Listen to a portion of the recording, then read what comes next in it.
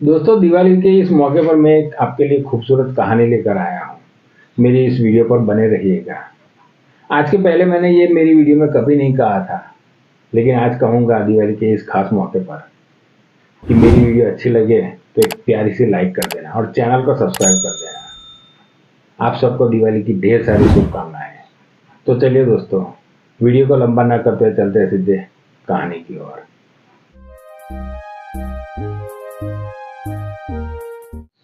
आलोक पटाखे मार्केट में से पटाखे लेकर बाहर निकल रहा था। तभी एक 12 साल का बच्चा बबलू दौड़ता हुआ उसके पास आया और कहने लगा, साहब जी, आप आपके 400 रुपये लेना भूल गए, मैं वापस लौटाने आया हूँ। आलोक ने कहा, बेटा तुम समझते हो कि मैं पैसा लेना भूल गया हूँ, लेकिन ऐसा नहीं है, मैं भूला नहीं हूँ। मैंने तो ये रुपये जानबूझकर नहीं लिए हैं तुम्हारे पास से, मैंने ये तुम्हें दिए हैं दिवाली की बख्शिश समझकर। बबलू बड़ा ही नेकदिल बच्चा था। वो मार्केट में पटाखे की छोटी दुकान लेकर बैठा था। आलोक ने बबलू के पास से 100 रुपए के छोटे मोटे पटाखे लिए थे। तभी आलोक ने उसे 500 रुपए का नोट दिया था। वो लौटाने के लिए बबलू आया था। जब आलोक ने ये बख्शिश की बात की तो बबलू बहुत खुश हो गया। जब आलोक जाने लगा था तो बबलू बोला, साहब 2 मिनट ठहरिए। इतना कह के बबलू अपनी दुकान से एक छोटा सा बक्सा ले आया और आलोक से कहने लगा, साहब आपको दिवाली की ढेर सारी शुभकामनाएं।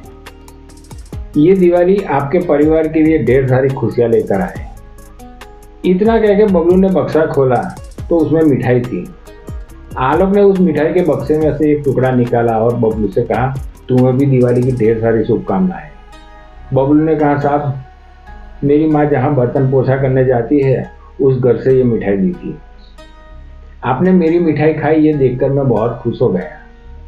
आलोक वहाँ से जा रहा था तब उस बच्चे ने कहा, साहब मेरी एक बात सुनोगे? तो आलोक ने कहा, हाँ हाँ बोलो, क्या कहना चाहते हो?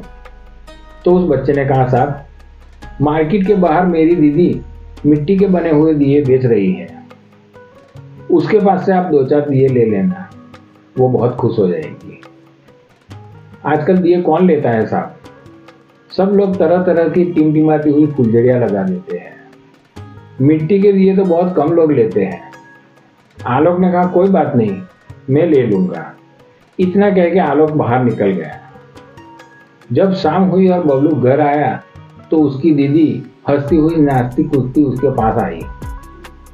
ये देखकर बबलू बोला, अरे मेरी दीदी बहुत खुश दिखाई देती है, क्या बात है?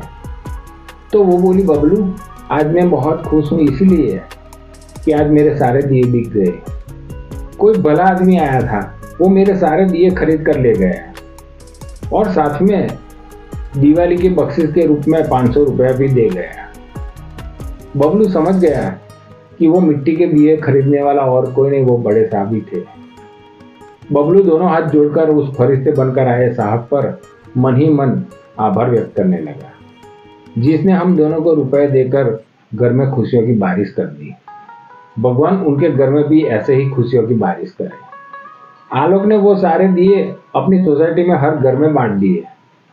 फलस्वरूप उस सोसाइटी वालों ने आलोक को ढेर सारी शुभकामनाएं दी और मुंह मीठा किया। आलोक को बहुत अच्छा लगा, उसे बहुत सुकून मिला।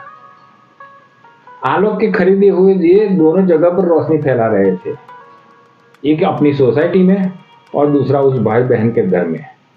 दोस्तों, हजारों रुपए के पटाखे का धुआं बनाकर फैलाने से बेहतर है कि किसी गरीब परिवार के घर में रोशनी के दिए जलाएं। हम अच्छी मिठाई खाए और किसी गरीब का बच्चा बासी रोटी खाकर सो जाए तो हमें ये मिठाई अच्छी कैसे लगेगी?